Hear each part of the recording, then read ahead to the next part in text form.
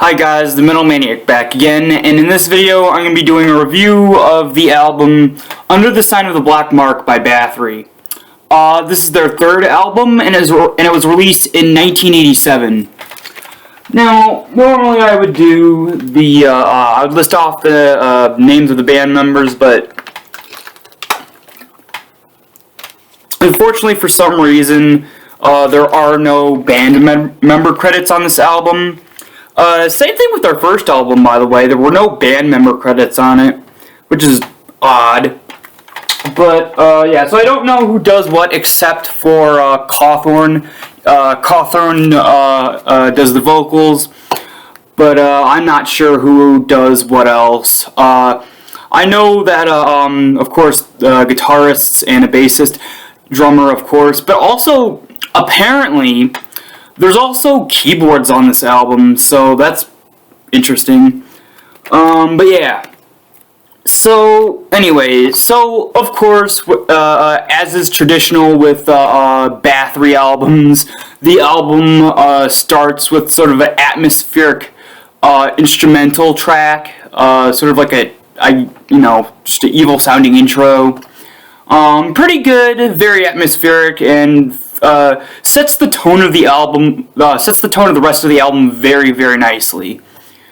And then the first song on the first actual song, the first one technically was an instrumental, but the first actual song is the song Massacre. Honestly, it's not a bad song, but it's just, compared to literally every other track on this album, it's kind of forgettable. Yeah, I find it kind of a weak track, and yeah, honestly, it just doesn't. It just goes by, I guess, too quickly, and it's just not memorable. Luckily, the album picks up with the next song, "Woman of Dark Desires," which this song is pretty much about the Countess Elizabeth Bathory. Of course, the band's name as well, Bathory. It has this really very subtle but also very catchy main guitar riff, and especially the bass line. The bass line of this song is probably the best bass line of any Bathory song I've heard so far. Again, it's very subtle, but it is there, and it is noticeable enough to where, it mixes very well with the actual main riff, and is just very cool sounding and very catchy. The chorus is great as well, and yeah, just a really, really good song. The next song is actually my favorite song on the album, and that's Call from the Grave.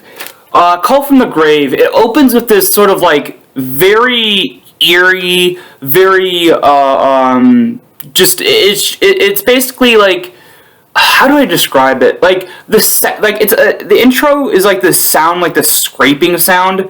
I don't know, sorry.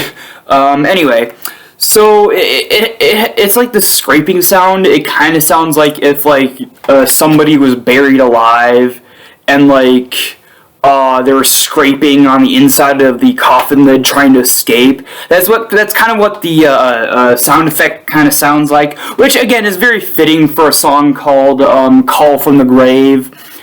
Yeah, I love this song, best riff, and it has this, near the end of the song, it has this very, very simplistic but very well done guitar solo that is probably up there in one of my favorite black metal guitar solos. And then right after it the song goes super keyboard heavy, and not like in a way that is cheesy, but because it's a synthesized keyboard bit, but because of the rest of the song going on, as well as the production, it's very sinister and eerie sounding, and just adds to the great atmosphere of this song.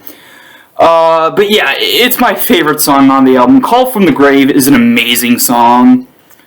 And then the next track is called, I don't know how to pronounce this one, Equimanthorn? Equimanthorn? It's a shorter track, but it does hold up, like, well, the song Massacre is very short and forgettable. This one, even though it's short, it's very memorable. Again, great riffing, kind of a little cool sort of guitar solo in there. Overall, very good song. Yeah, I love it. The next song is probably the most popular Bathory song. It's the song that starts off, side 2, or should I say side evil. And honestly, what a perfect placement on this album. To have such a great, legendary song start off the second half of the album when you're already very into the album, very, mesmerized by it from the first half of it. Going into the second half, Enter the Eternal Fire is so epic, so sinister, so just grand scale. It just leaves a very good, lasting impression on the listener. It starts off with this very epic sort of drum intro, and it's just really cool sounding. And then of course it goes into the main riff that goes out through the entirety of the song, and it's just a very epic sounding riff. Also, kind of like, it's kind of similar to the more epic sounding, I guess, riffs you would hear later on in their discography, starting with Blood, Fire, and Death going forward. But it's not like epic Viking sound like later on. But I mean, it is epic. But this one is epic, but it's also very atmospheric and just super sinister sounding. Cawthorn on this song, probably his best vocal performance. He just sounds like a guy going insane. Like, he's like the black metal vocals, but like he's just like, it sounds like he's just going on like a psychotic break on like some weird nonsensical rant. Of course it's not nonsensical technically speaking, because you could understand what he's saying, but nonsensical in the sense that he just sounds like he's going completely insane. He just a really great vocal performance on this song, and it's just so good. Again, it adds to the rest of the song, and it just a legendary song. Enter the Eternal Fire is great. The next song is called Chariots of Fire. This one is probably the most chaotic sounding song on the album. Like, it literally sounds like a very violent storm. Like, it sounds like a storm. Like, it sounds like it's just like very chaotic and very just going all over the place. And that's all I can say about this song. Like, I can't really describe it other than it's awesome, and it sounds like a chaotic storm. The next song is 13 Candles.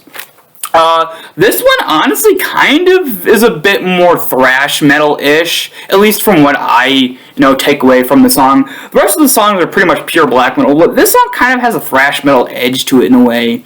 Honestly, it's a song that kind of would fit on their first album. I just really like it. Again, great memorable riffing and another great solo as well. And of course, Cawthorn's vocals are as great as always. And then the album closes with another very good atmospheric track called Of Doom. Great atmospheric outro. So before I get into my final thoughts on the album and my rating, I'm just going to talk about the artwork and overall packaging really quick. So the overall packaging. The overall artwork is really cool because it's, I guess, technically two-sided. I mean, it's not the same artwork on both sides, but I'll get to that in a minute. So the artwork here on the front, it's really, really cool. It's kind of simplistic, but it really, really works. It's like this huge rock outcropping, like a mountain or a cavern. It looks like an underground cavern. And you get this goat guy in the middle there, almost emerging from like a tunnel, and he's like holding some kind of like, I think he's holding like a femur bone or something, some kind of bone in his hand, and he's just sort of like that, sort of like a weightlifter pose, slightly goofy but definitely really cool.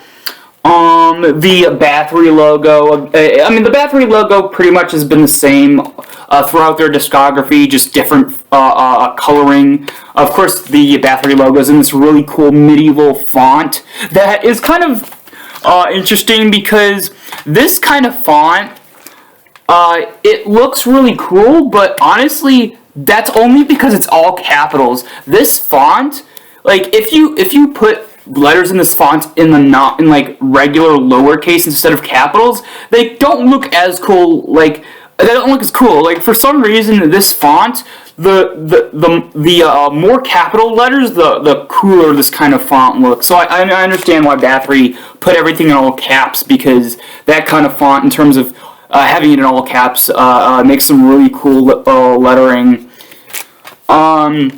And of course, you get the same font on the bottom here. Just the title of the album, although it's kind of obscured by the background, it kind of blends too well with the actual wording here. As for the back, it has the track listing, of course, but instead of saying side A or side B, or instead of saying side 1, side 2, it's Side Darkness and Side Evil. Yeah, really, really cool.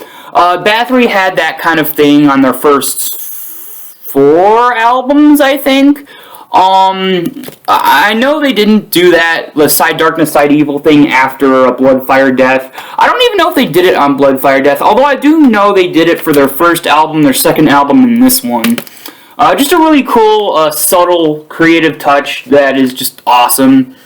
And then you get the Bathory goat head that's on the cover of the front cover of the first album.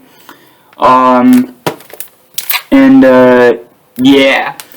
So, overall, a near perfect album. I gotta give this a 9 out of 10. If it wasn't for the song Massacre, which again is very boring and forgettable, it would have been a 10 out of 10. But I had to give it just, a slightly lower rating, a 9 out of 10. But it's still a near perfect album, and now I can definitely see why people say that this is one of the best black metal albums of all time, because it is. Like, it's so epic, so sinister sounding at the same time, but it also just it just sticks with you. Like, I've heard this, like, I think I've played this at least 4 times within the past, like, just within yesterday and today. Like, I've played this so many times just because it's so addicting. It's like one of those albums that, like, now you can't really say this a lot for, like, black metal albums, technically speaking, because they're more atmospheric, but because of just the way it's done and some of the riffing on here, and just combined with everything else, it's just an album that I just love so much. It's basically, I just want to listen to this non-stop forever and ever. It's just so good. But yeah, I absolutely love this album. Near perfect album, and it's a 9 out of 10. Alright, so that's it for this video. Hope you guys enjoyed, and I will see you all next time.